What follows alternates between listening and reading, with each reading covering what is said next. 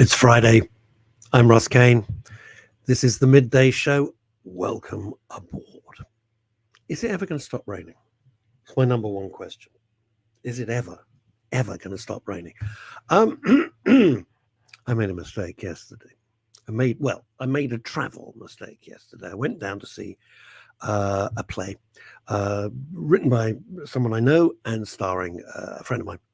And it was in Brighton, and I decided unwisely to drive.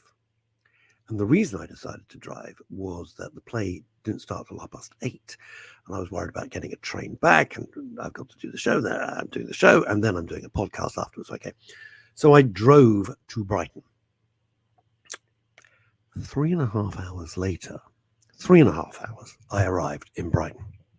That's number one. Have you ever tried to park in Brighton? Number two. Wow. The roadworks on the M25. 50 minutes in one queue. 50. It was unbelievable. Anyway, good news was I could listen and nearly finish my new audiobook by Anthony Horowitz called, what's it called? Death is Close. Death is Close and fantastic. I've only got about another 40 minutes to go. Speaking of all things theatre, you know him. You like him. He's not scared. He goes to a first night, but he's forthright. Well, that's a little haiku there. Ladies and gentlemen, Jonathan Baz. As ever, good afternoon, and thank you for that. Good afternoon to you. How are you, fella? You all right? I'm good. Good. I'm good. Excellento, Ambassador. You've made it back from Brighton, obviously. I made the journey back. Well, getting out of Brighton's always it's like a vortex. But yeah, it was fine. The roads were absolutely empty. Have you ever had a windscreen wiper that when it goes across, goes and you try that for 3.5 hours, and it's a new blade, and it goes, and I was like, yeah, I had a wiper like that once, but then I sacked her. Yay! Speaking of wonderful things, theatre. Good afternoon, Jonathan and François Pascal. Good afternoon. Okay, Baz boy. Okay, lay it on us. I've got a handful of shows to talk about today, and the really happy news is that they are all very good. So this is a positive outlook on the only sad thing to talk about is one of them was a 2-night concert, so that's actually finished. So that's been and gone. All of it is extremely good. First up is a small show currently running. In fact, it's only running until this weekend at the Arcola Theatre in Dalston.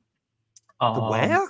The Dalston. Arcola. It's called the Arcola. No, I know where Dalston. I know Dalston. My grandmother. It's one of London's, I'd say, established fringe theatres. Been there for a very long time. It's got 2 houses, a larger house and a smaller house inside it. This is in the smaller studio space, and it's a one-woman show, which, not unsurprisingly, features one woman. The mind officially blown. Indeed. The very talented actor or actress, Andre Bernard, who's written this play with music. There are a handful of songs in there that she's penned herself as well.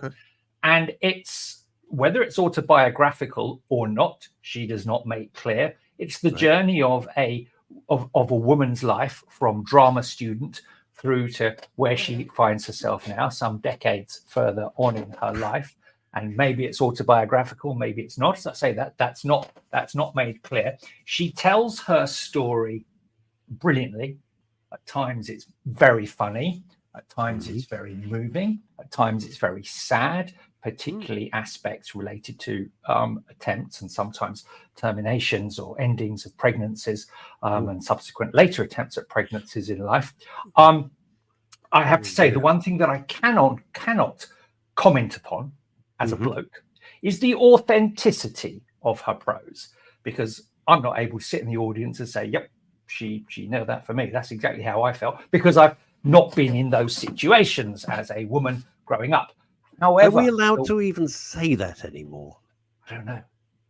You've said it. Good for you. Why the hell not? I don't care. I've said it. Good. That's what I say. Good. My pronoun is bloke. So my pronoun's geezer. Yes. quite. But her story is just, as I say, brilliantly told.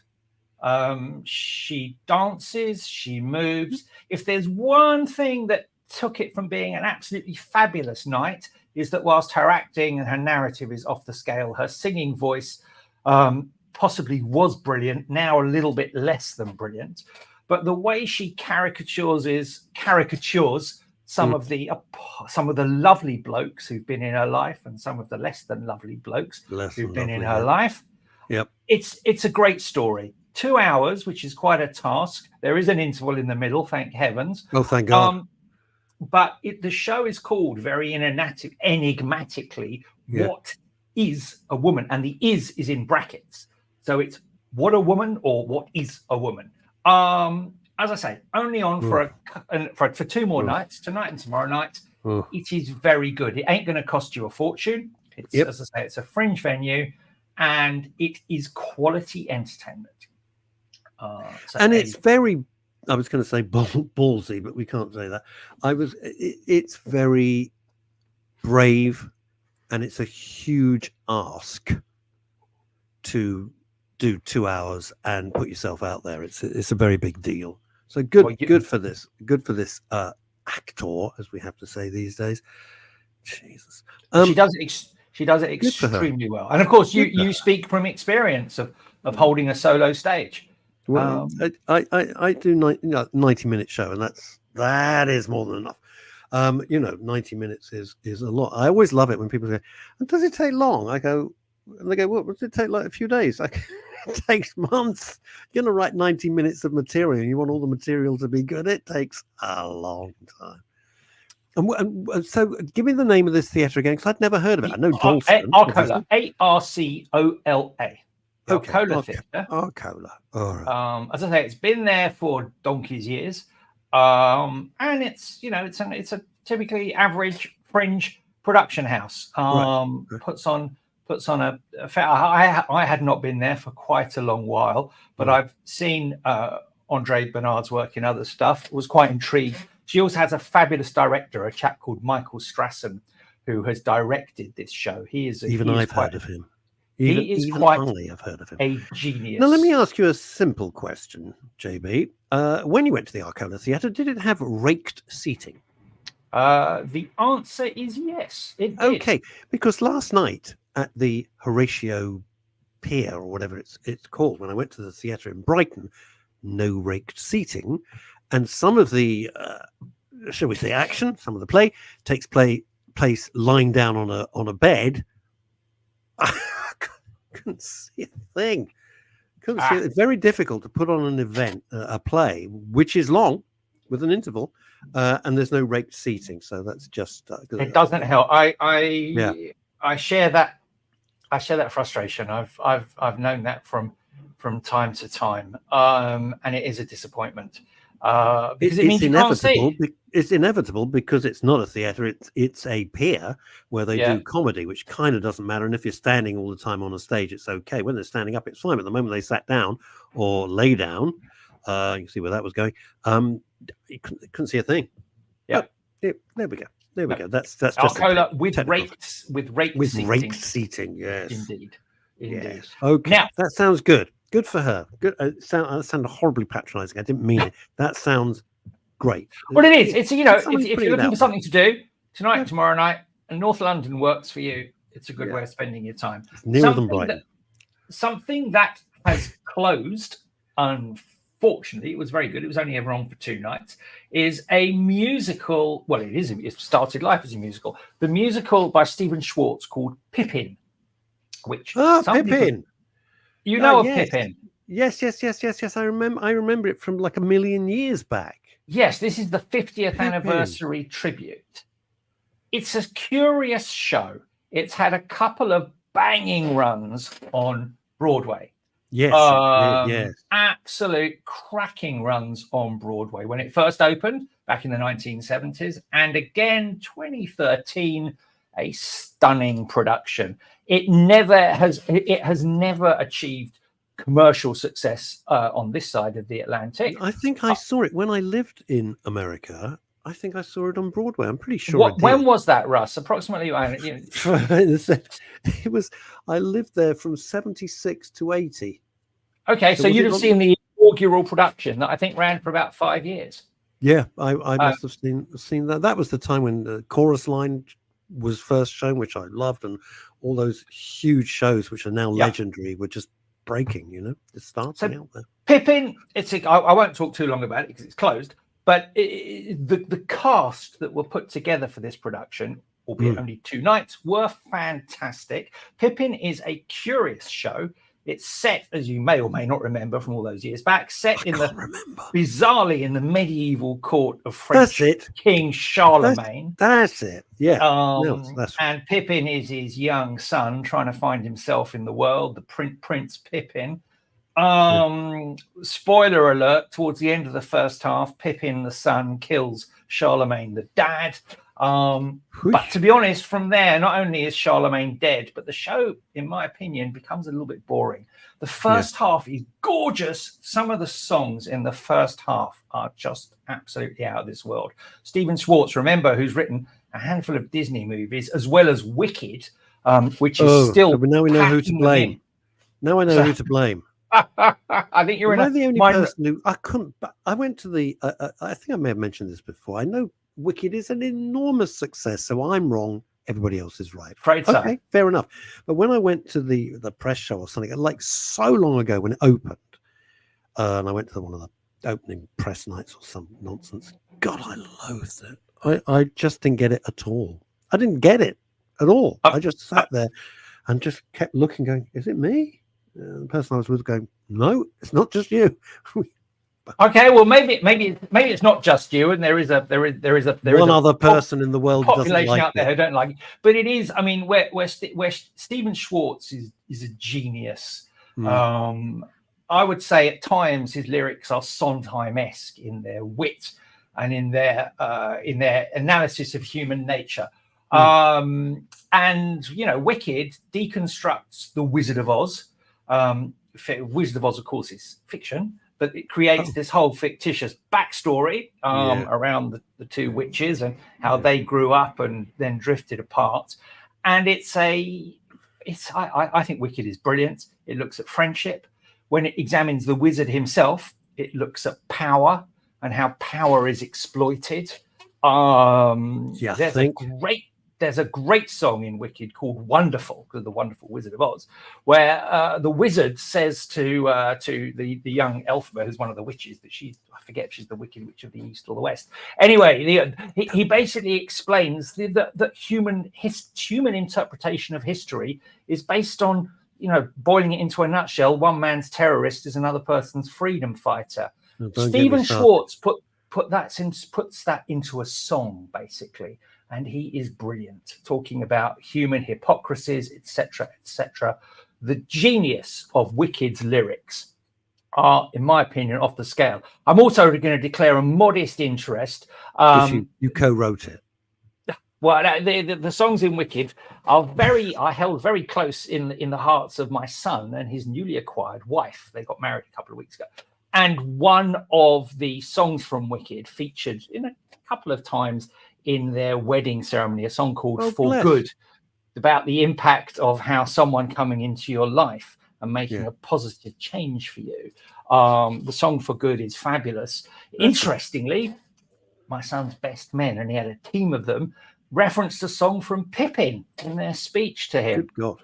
Now, somebody in Pippin in this new cast, one of my best pals, Colin Vaines, and I were talking about it this week, that there's a weird story. Oh God, her name's gone right.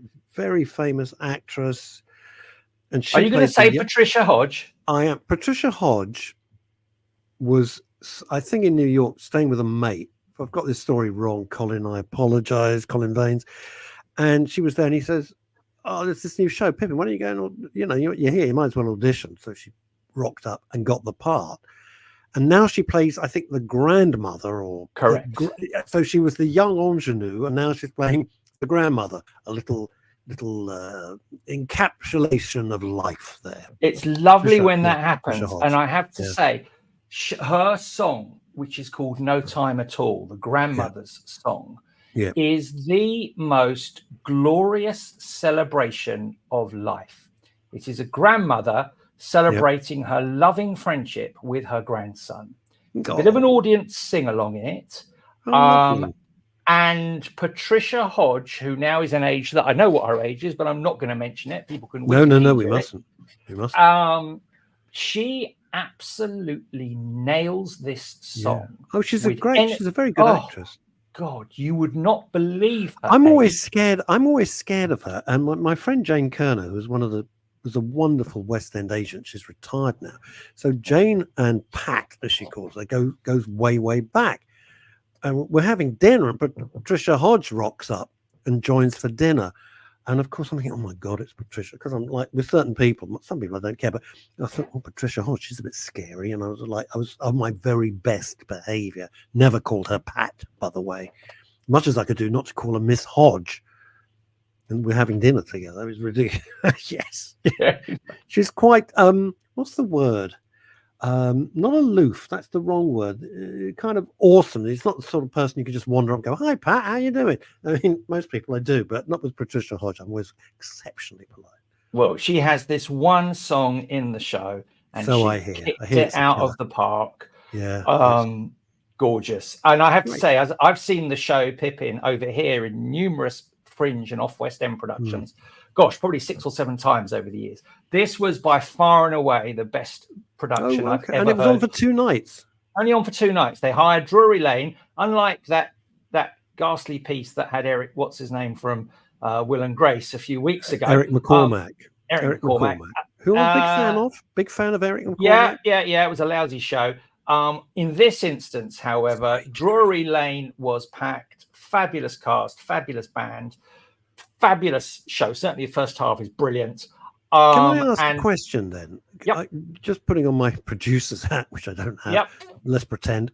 What's the point of doing that for 2 nights? Is it just hello everybody, remember this? What's the story? I think the theatre economy has changed post-pandemic.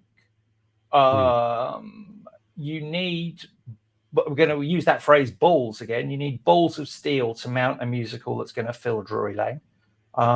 Disney are doing it with Frozen. That's of course coming to the end of it. It's probably that's natural, because, and I get that, because it's nice to, like with Mary Poppins, which was always packed because that theatre was just near the Somerset Whiskey Club, so I'd see it all the time. To be brutally honest, it's nice. You can take your kids, your grandkids, if you've got little girls or whatever, and it's a nice thing to do, to say, oh, here's a lovely family entertainment that's beautifully made.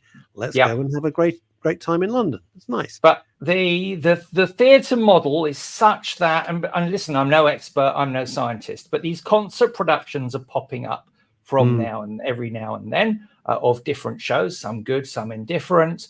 I guess if you're going to hire stars of the caliber of Patricia Hodge, ZZ Strallen, etc., who plays possibly the role. I don't know what Patricia Hodge played when she played in the show 50 years ago, but ZZ Strallen 50 years, Christ, is sensational in her role. Jack Yarrow, who is an up and coming he has already arrived, a serious star of the next generation, played Pippin. The cast was phenomenal. To pay those people for 2 nights only and 2 weeks rehearsals or whatever is probably far more affordable to the producers than a longer run and far less risky. All right, here's my question to you, because you're the professional, I'm not. I go along with my punter's hat on. If I like it, I like it. If I don't, I don't. Okay, that's life. Do you get the full experience? Because I always feel with those type of things, I feel slightly cheated. Does that make any sense? Because there's no costumes. Like if you go to the theatre, you want I like the whole theatrical experience, to be honest with you. There were costumes. There was no scenery. Okay. Right. And I guess when you're doing it for 2 nights only, you're going to appeal to the people who love the show and know the album from various productions inside out and back to front, and who would sort of kill to get a ticket just to see it on stage in the West End in their lifetime. So to that extent, if you know the show, you're going to love it. If you don't know the show, I've got to be honest, a concert production is harder to grasp. If you're just relying on the lyrics and the narrative and you don't know the way the story goes. But But producers have worked out if they get it right, clearly it does earn some money somewhere along the line. And as I say, theatres need to rent their space out. That's that. You touched on something. I'm going to jump. I'm going to do a slight swerve here. I attended the launch of something, which I'll talk about in greater length another time, at the House of Lords this week, in the medical arena. And it was about. I've never been to the medical arena at the House of Lords before. Oh, it's terrific! It's like the O2. It's like the O2, but with wood paneling. Anyway, it's just like anyway. And of course, there was loads of doctors and people in pharmaceuticals, and I said, the pandemic, we were going to recover. And I have to say, there was some real hard-nosed, hard-ass people there that I did not take to. Some were nice, and some I thought, Jesus. Listen to this, JB. I said, are we ever going to go back? They said, all the pandemic did was just move things along 5-10 years. We were going there anyway. And I thought, that is what I always bloody suspected they were going to do. You didn't have anybody die suddenly in the conversation, what did you? they wanted. That's what they wanted. And they got it. Well, and I was like, geez. Because we refer to it's very interesting. I think history, and I'm coming back to what you're the expert on theatre. History will look at pre-pandemic, post-pandemic. It's not the same, and it's not the same world. People think it's the same. It isn't. There's been a tectonic shift in the landscape, and we're never going back to how it was. Indeed, when I'm not reviewing at the theatre, I have another life in another business world. And the nature of that world has changed really quite profoundly as far as working habits, as far as hybrid working, etc., etc., etc. Indeed. And I'm not in short going to quote a little bit of For Good from Wicked here, which is this great line, I admit I have been changed for the better. I'm not sure that the world has been changed for the better as a consequence of the pandemic. Quite. It's a struggle. But let me move on. A rather gorgeous touring show, which is only now touring anymore until the 15th of May, is Sir Tim Rice, who is taking a show of his work with anecdotes that he lobs in through the evening on the road across England. What a fabulous idea. Doing 22 shows in 4 weeks. And the guy is also no spring chicken by any means. Okay. He's supported by 4 fabulous musicians and 4 equally fabulous singers, all of West End caliber. Good. And the evening is such that it kicks off, not unsurprisingly, with a little bit of a medley from Joseph and the Amazing Technicolor Dreamcoat, which was one of his earliest works and one of his collaborations with Andrew Lloyd Webber, goes all the way through to The Lion King that he wrote with Elton John for Disney. And stuff even, of course, after The Lion King, From Here to Eternity, etc., etc. He is, I think it's fair to say... Whatever happened to that? What? Here to Eternity. That was on briefly. Bless Tim Rice. There's a tiny production of it running, well, tiny, probably massive by English standard, running in Milwaukee at the moment. He had flown out there to see it 2 weeks ago or 3 weeks ago. Probably closer than Brighton. What support that guy gives to remote theatre company. Absolutely. He's self-deprecating, but he is an I've only met him once, Jonathan. And I will tell you my Tim Rice story, which will take 30 seconds. For some reason, I was playing in some celebrity charity cricket match on the same team as Sir Tim Rice. I'm excited. It's Tim Rice. It's just me, right? And we're in the changing room. And Sir Tim's getting changed. And all he's wearing is a shirt, no pants, nothing. And he starts talking to me, and I'm going, "Oh, Jesus, it's Tim Rice." And I'm seeing too much of. I'm like, "Hello, Tim. How are you? Yes. What an interesting day we're having." I didn't know what to do with myself. Jesus, lovely man though, very nice. Russ, this is the time. And I know you're very proud of the way that radio has evolved into radio with video, as we have here. Surely that was a story that demanded video, if ever there was one. But he is Rice is a So Sir Tim is a brilliant raconteur. He is. In between the songs, he wanders. He hops off his bar stool and tells stories about how some of the songs were written. And his anecdotes, he is to be one of the, aside from probably he's a great raconteur, isn't he? He's a great raconteur. He's probably the greatest way living musical theatre lyricist, to be honest, with sadly so many having passed away. If you look at who's around now, Don Black. You got Don Black. I think Tim, whilst I have massive respect for Don, Tim eclipses Don. Yes. Joseph, Evita, Jesus Christ Superstar. Those were just the old ones years ago. Chess. And as he tells his stories over the course of the evening, various of the awards that he's won. So he brings out an Emmy, he brings out a Grammy, he brings out a Tony, and of course he brings out one of his 3 Oscars that he's amassed as well in his career. And there's a great medley in the second half of 3 songs. His 3 Oscar winners all sort of segued into one lovely number. This sounds like a night in heaven. I don't mean it is. I actually saw it last year when he trialed it. He jokingly called it his world tour. It was 4 stages in England. Yes. And I went with my wife to see it last year in Northampton. We felt it was an absolute privilege to be listening. Isn't it weird? I felt when David Suchet did his one-man show, Poirot and Me, which it was such a success. He took it on tour and everything. You feel, oh my God, like you're sharing something very special, and they're giving of. It sounds so peculiar, but they're giving of themselves, and you think, what a wonderful, wonderful evening. I mean, I kicked off my review this time around of the Tim Rice show. I said, I've got to declare an interest. I'm not a personal friend of Sir Tim's, and he's not a relative of mine. So let's get those out of the way. But his songs have been part of the soundscape of my life. Like the Beatles and Paul McCartney for me. Lives. Yeah. For as long as I can remember, his work has been part of the backdrop to my life. Yeah. And to that extent, I have an interest. And it was almost as much paying homage as to enjoy the songs. The cast that he's assembled are fabulous. The band are great. Duncan Waugh conducts the band. He's amazing. It's on for, as I say, it's on until May the 15th. I'm going to take a quick look at the dates that it's still on. So tomorrow he's in Norwich. Tomorrow he's in King's Lynn, then Norwich, Basingstoke, Truro, Canterbury, Coventry, Nottingham, wraps it all up at Kingston upon Thames. So random, isn't it? I mean, let's pick the most random places in Britain. Okay. Yeah.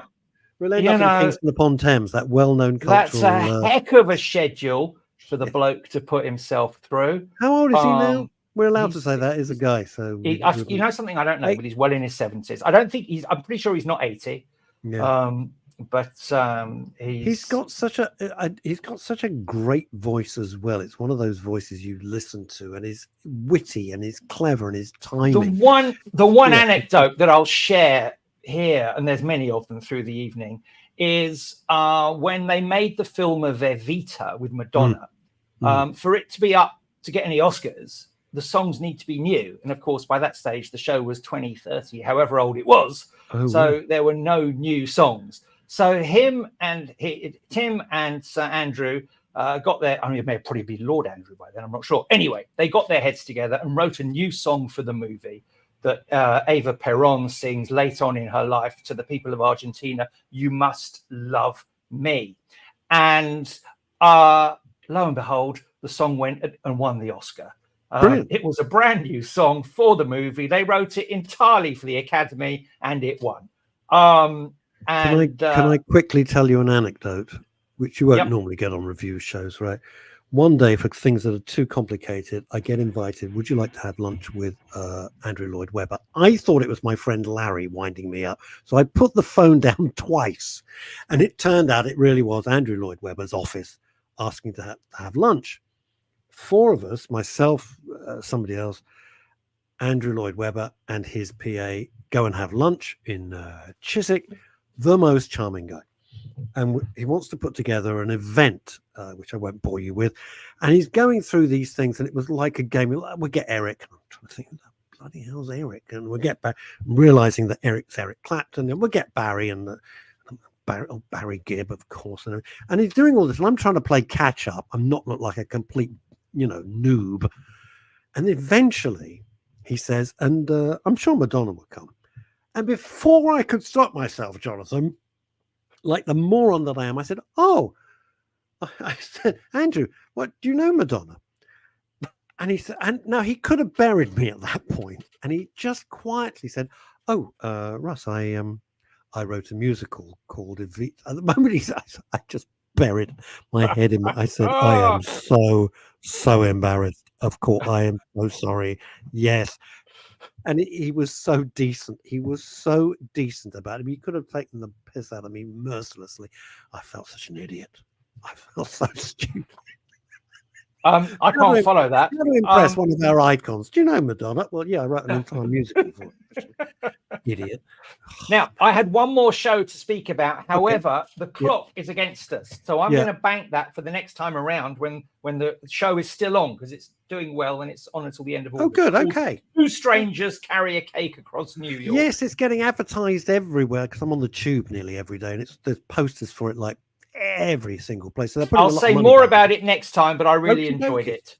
Jonathan Baz, the man who is unafraid to speak his mind.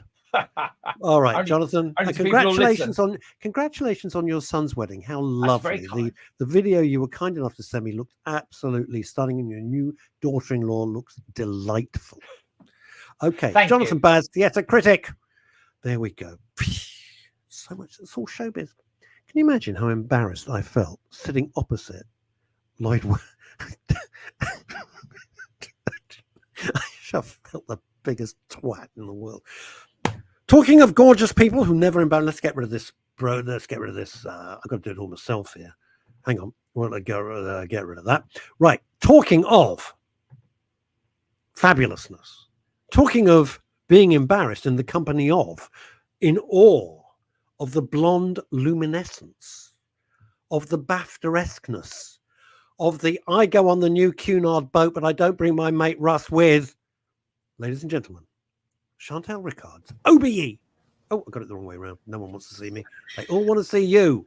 No, they don't. I didn't have a +1. If I'd had a +1, you would have been with me.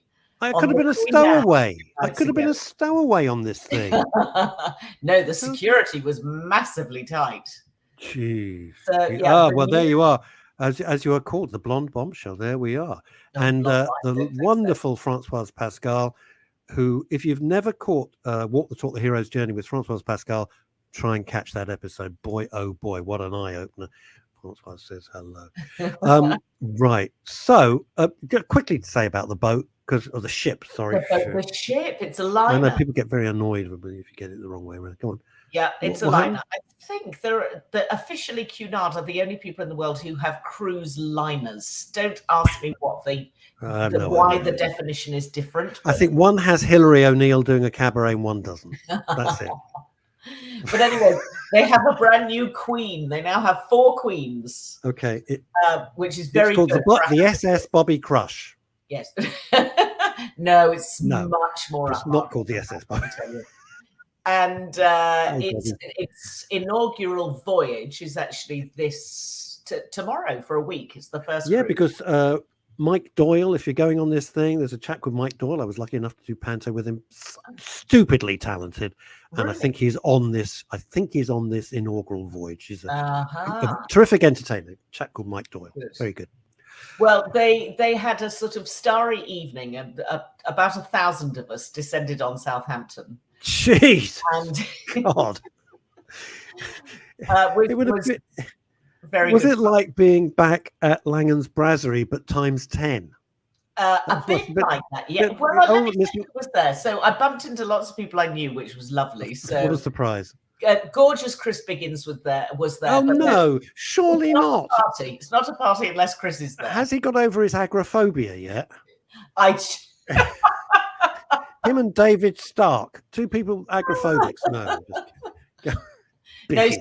he's got a new knee, so he's very happy with his new knee. So I had a lot of conversation with him about knees. Do you know, you're much younger than me, but it's a terrible thing when you meet your old pals. Like, how you doing? Oh, it's great. I got this new shoulder and I got this new thing. And it's like talking to this bionic man. Exactly. Well, I'm sure I'm going to be booking in for one any minute. No, you're not. Yes, Chris Biggins was there. Lovely actress Celia Imrie. I went down in the car with Leslie Nichol from Downton Abbey, who you know from bless her. We know Leslie. We love Leslie. She's good. Yes, Celia was there again. A BAFTA member who I know from LA, but also from London. Robert Powell was there with Babs. Always Babs, still no beating heart pans people. Babs Powell. Yeah, Nikki Chapman was there. Never met her. She nice? I don't know her. Nikki Chapman. I don't know her. She's terrifically nice. I've met her 2 or 3 times before. Oh, that's good to hear. So we had a good old chat. Tony Robinson was there. Right. Alan Titchmarsh was there. Jenny Bond, the newsreader, was there. Oh, I like her. Very nice conversation with Dickie Arbiter, who used to be the press officer. Yes, Dickie, the Royal Press correspondent. Yeah, Royal Press. Yeah, indeed. And he was absolutely charming. I'd never had a long conversation with him before, but we chatted for about 15 minutes. Did you ask the things that we want to know? You can't repeat them, but did you? I did. I asked him a question and I said, and of course, your answer will be off the record. And he said, there's no such thing as off the record. Damn right there isn't. Which I thought was really interesting. So, and I sort of felt embarrassed then that I'd even said it really. But anyway, the conversation then went off in a different direction. So I don't think did they give you a tour of this ship, or was it in the luxury dining area? What I love it. So we all had cabins for the night, which was jolly. You're kidding me. No, we were all on board, all dressed up in our finery, and we all had a room to ourselves. Did you share with Biggins? No, didn't share with anybody. You'd have been safe, but I just wondered, you'd get the mirror. No, Biggins was there with his partner, Neil. Yes, Neil. Neil's lovely, by the way. So they've been together forever, and he's a very nice guy, Neil. Very nice. Smashing. And there was a fabulous drinks party at 5:30. But when I first arrived, there was a very nice introductory Q&A with Michel Roux, the chef. No one big, he's the executive chef of all the different food offerings on board, and he was being interviewed by the brand director Lee Powell. So I went to listen to that. And I got to ask him a question, and I said, what would, and the first bit of the question is pretty ordinary for a chef, which is, what would your last supper be? But then I asked him as a sort of follow-up, and who would you get to cook it for you? Oh, that's clever. Damn. Which I would have thought of that. Damn it. That's good. So he said, why she's got an OBE. Lobster dripping in garlic butter. Because you're not going to kiss anybody because you're going to snuff it, so you might as well. Exactly. Jersey Royal potatoes and chips. No chips. I think it was chips, actually. It was got to be chips. I don't want Jersey Royals for my last supper. What's that? Chips. Which I thought was pretty good. I want triple fried trips, by the way. Oh, yeah. I don't know what triple fried means. Well, they keep shoving them back in, and they just taste good. Okay. I've never quite got that. Doesn't matter why, they just do. I don't understand how a microwave oven works. It just does. I mean, who cares? It just works. You press a button, there you go.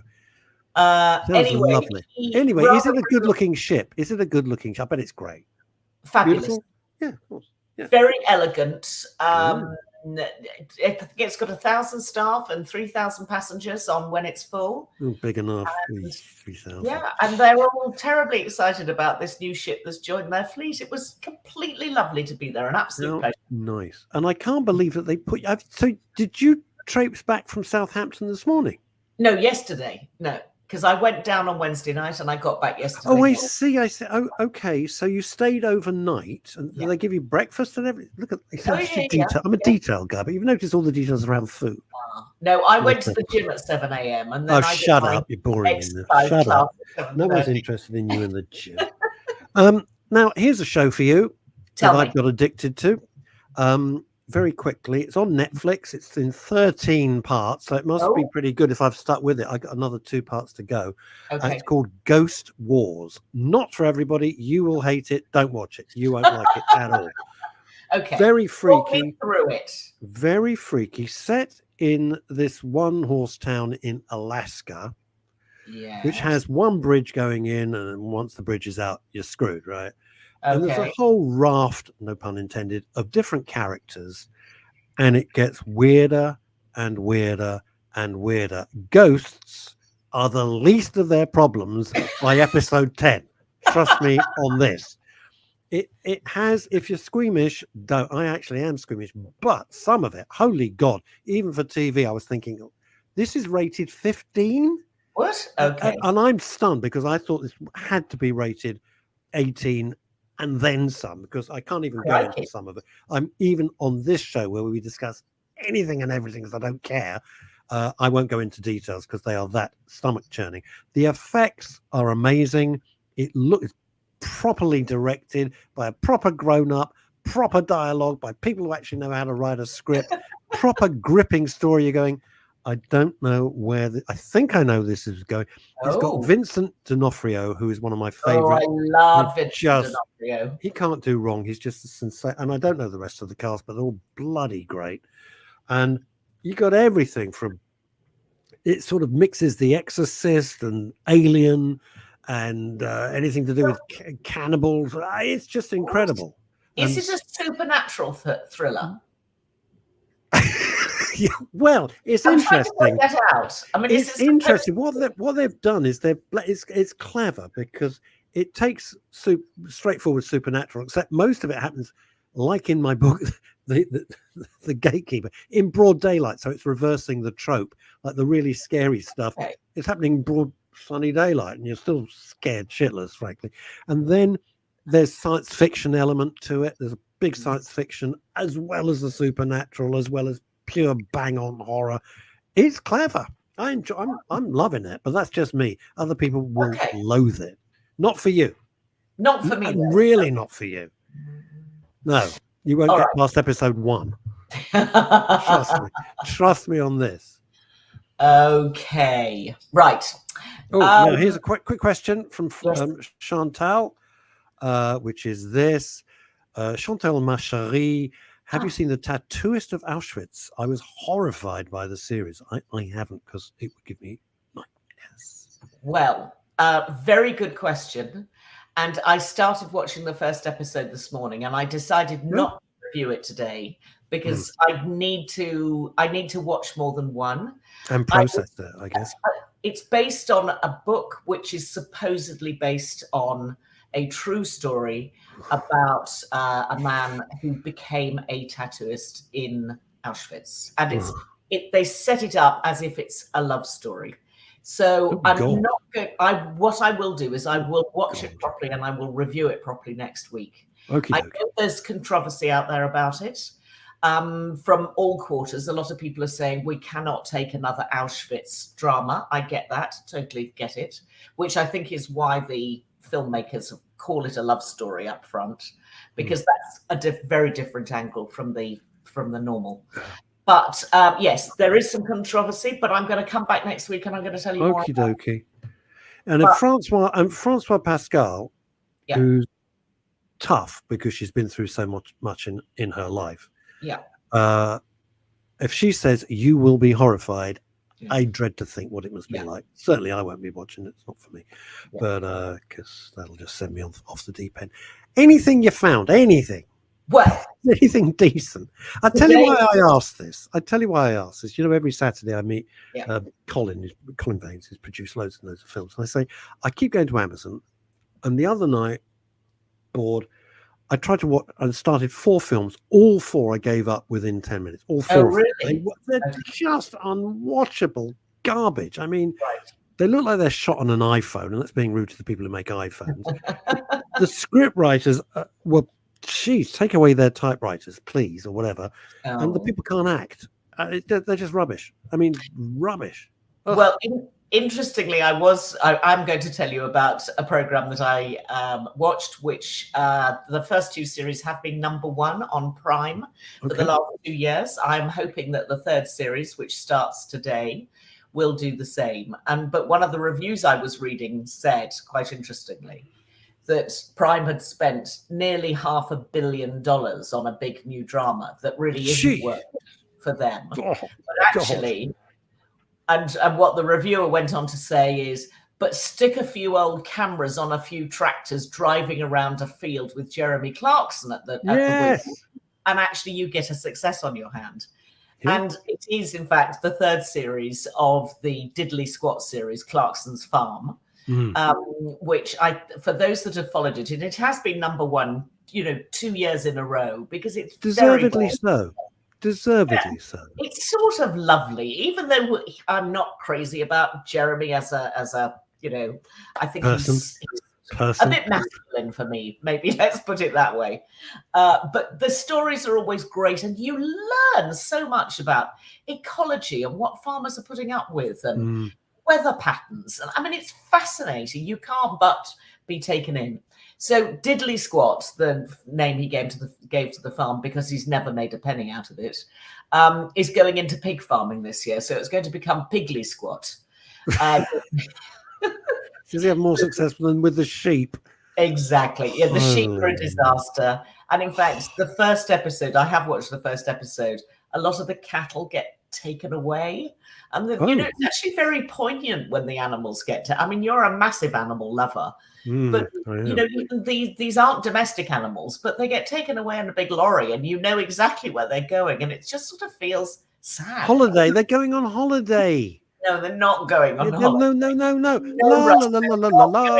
La. They're going on holiday, Chantal. That's where they're going, to have a lovely time by the seaside. I don't think so. Okay, right, they're not. Anyway. Do you know what? This really messes with my head, in all honesty, because I love animals, and I like animals much more than people, etc. And I'm an unashamed carnivore. I am. I know that. And I know that if I ever went to an abattoir, I'd never eat meat again. I admit that. I know that perfectly well. And I can't square that circle in my head. I'm not a vegetarian. I'm certainly not bloody vegan.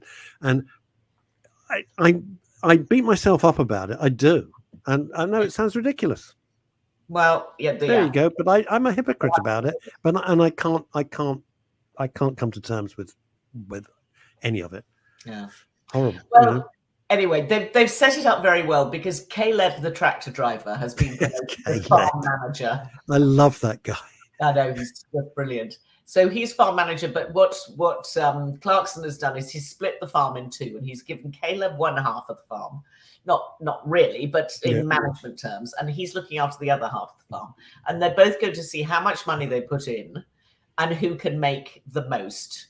So of course it's all going to go horribly wrong, and it's a daft conceit anyway, but it doesn't really matter because it's quite fun. It's all being played out for the cameras. But even so, it's a good ride, and there are the normal thrills and spills and tractors, careering all over the place, and walls being broken, and it's lovely. I mean, the most ridiculous thing is that Clarkson decides he's going to make blackberry jam, and can't think of a way to pick blackberries. Oh no! I can see this a mile off. Oh no, it's completely awful. He starts by hoovering them with a long-nosed hoover to suck them off the branches, with some success, it might be said. But anyway, it all, as you would expect, everything that can go wrong goes wrong. What I love the most about that show is everyone's always in awe of Jeremy Clarkson, people, but the people on this show from day one couldn't give a monkey's. To them, he's just this idiot from London or whatever who's trying to be a farmer, and they're completely matter of fact. There's not, especially the kid Caleb, who'd never been up to this show. He'd never been to London, and he hardly knew who Clarkson was, and he was just working for this kind of bloke.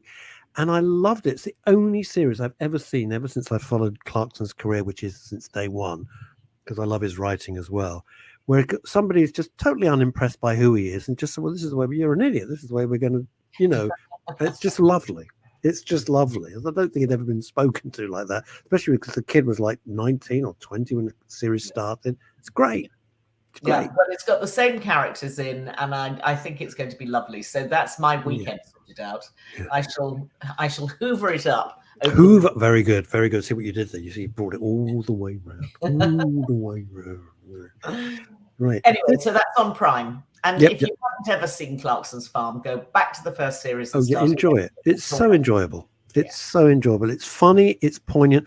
And oddly, I rarely say these things. It's deeply educational. As you said, Shunters, the things that we don't know. We go to a supermarket and there's your food and you put it in your basket and you bugger off home. You don't have the clue how they got it. I don't. Yeah. And I assume everything comes pre-wrapped, with a little label. I especially like it if it's got the orange label because then it's reduced. Indeed. That's my shopping. That's my shopping. Now, did you talk about, because everyone's driving me mad about this, and have you seen?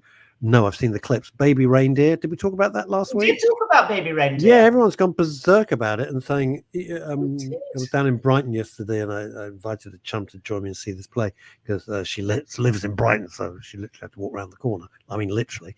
And so, have you seen Baby Reindeer? I said, no, I've seen the bits. I was like, oh! I know. Oh! I know. No, I think I remember telling you that the crazy stalker woman who is based on a true story, she sent the protagonist, as it were, whose name now currently escapes me. 32. Dan. I can't remember. Yes, anyway, yeah. But she sent him 32,000 emails in a 3-year period. So clearly somebody was a little unhinged. Completely, but you're right. It's the series everybody's talking about at the moment. Yeah. So yeah.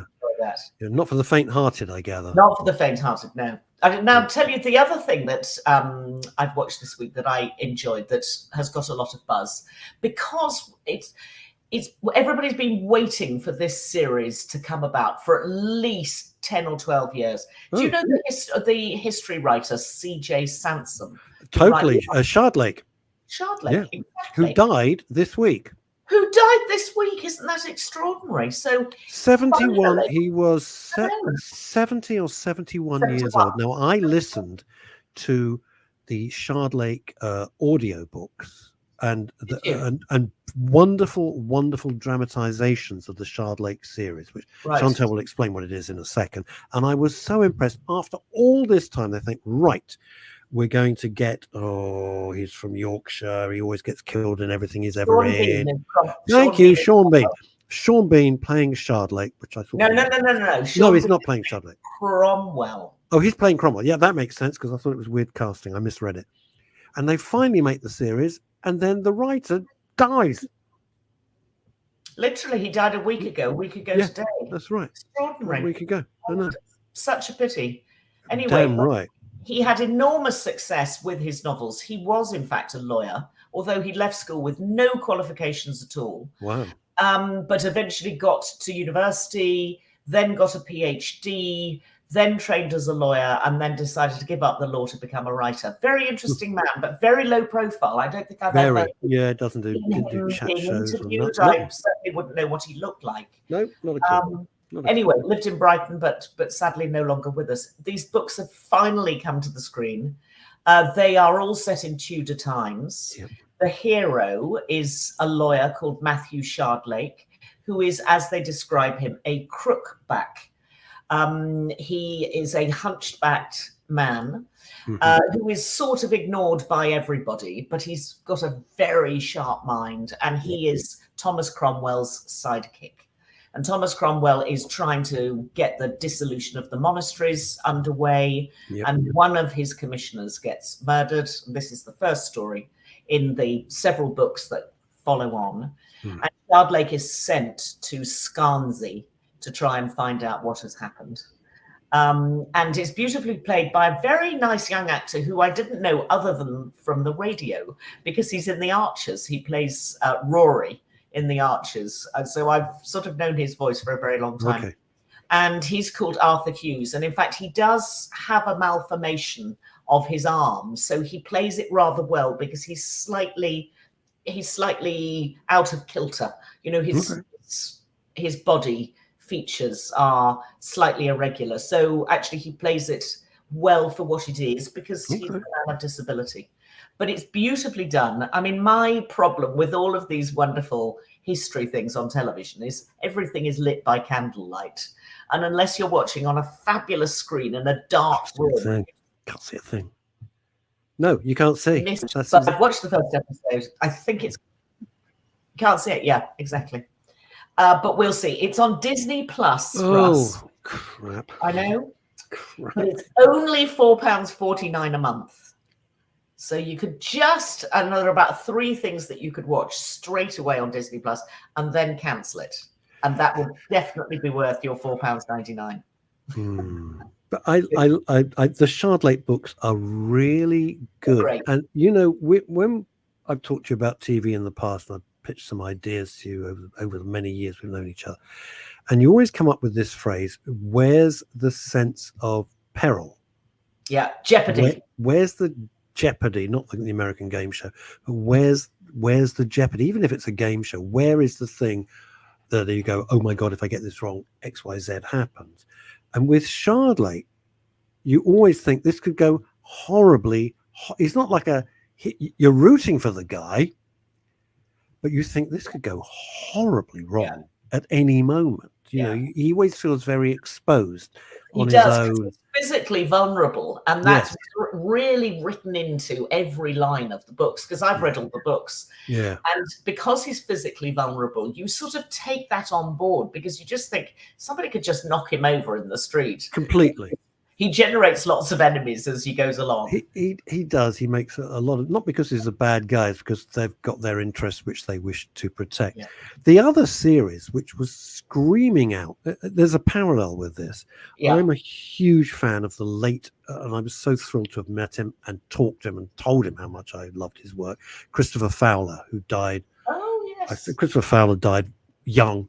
He created the Bryant and May, which is my favorite book series, along with Anthony Horowitz's books. Yeah. And the Bryant and May books are sensationally good.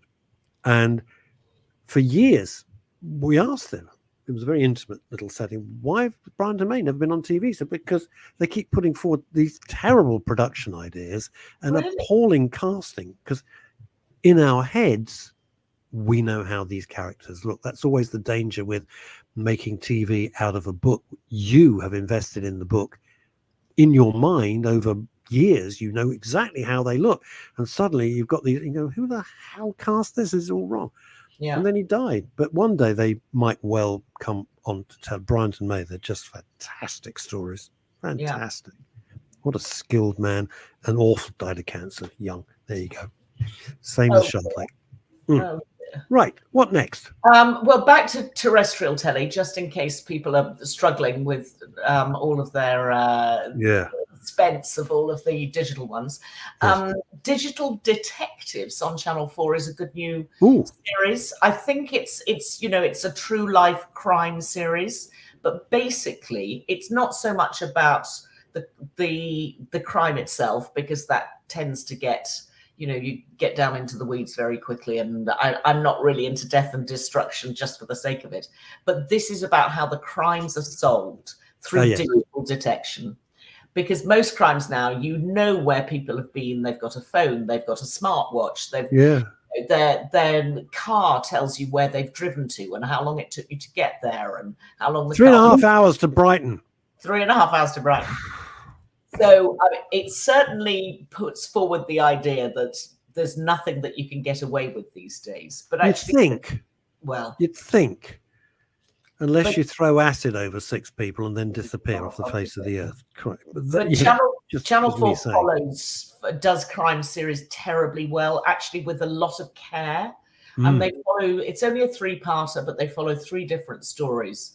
The worst of which is about the murder of a 13-year-old boy in a park by 2 other teenagers. I mean, the whole thing with the involvement of a 12-year-old girl. I mean, God.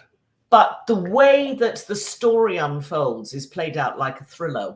And it's mostly about the police as they go through the detective process. Yeah. And it's very carefully done. And if you're into crime solving as opposed to crime, it's a very good series. And I'm sure that we will see. This is going to be the beginning of something that'll run and run and run and run, because it's very well made and interesting. You learn a lot, but you do realize that you know, every Alexa or every piece of digital technology that you interact with has got a story and has got a history. And if the police, this is it. Phil, Dave, and I, for the last God knows how many years, because people say I'm not having a national identity card. It's because it's an infringement.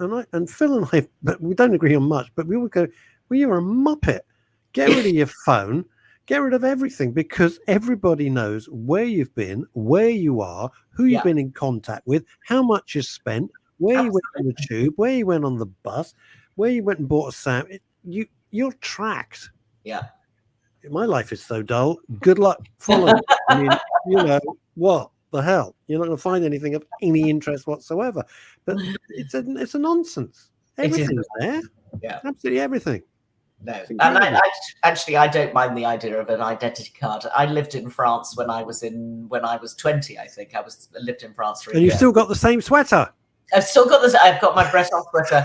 Exactly. And we had identity cards then, and we didn't really think of it. Yeah, everybody in France has to have an identity card.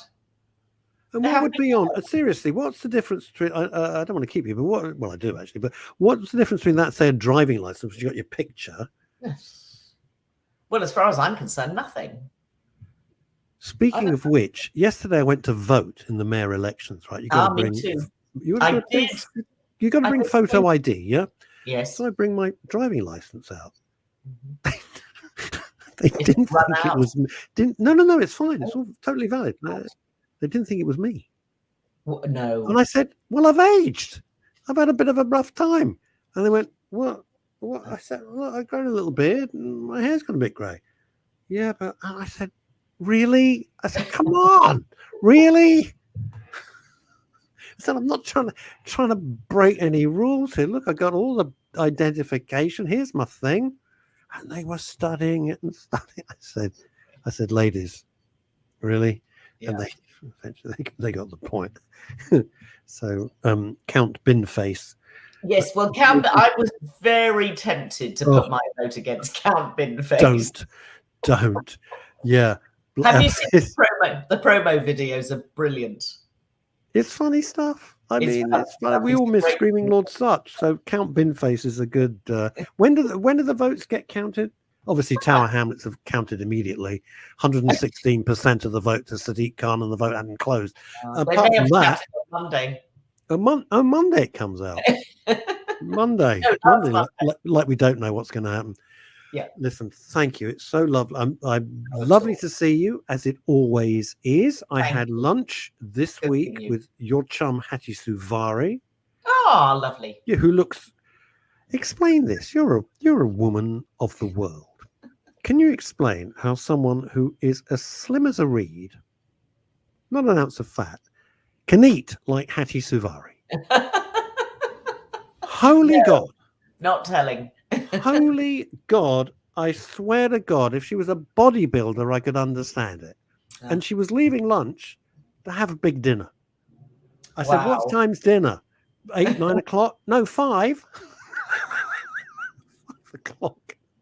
I couldn't move for the rest. In the gym at 5 o'clock the following morning. Oh, gee, Willikins. Well, whatever she's on, I'll have a pint of. Chantal Rickards OBE, bless you, Queen of the Open 7 Seas, as you are now. All right, we will see you, God willing, next week. And that, as they say, is that. Another week, huge week next week. Loads of tremendous guests. I know you're loving Neil Long's show on a Wednesday, because he's doing deep dives, and he's handling some really, really heavy issues, which is fine for a Wednesday.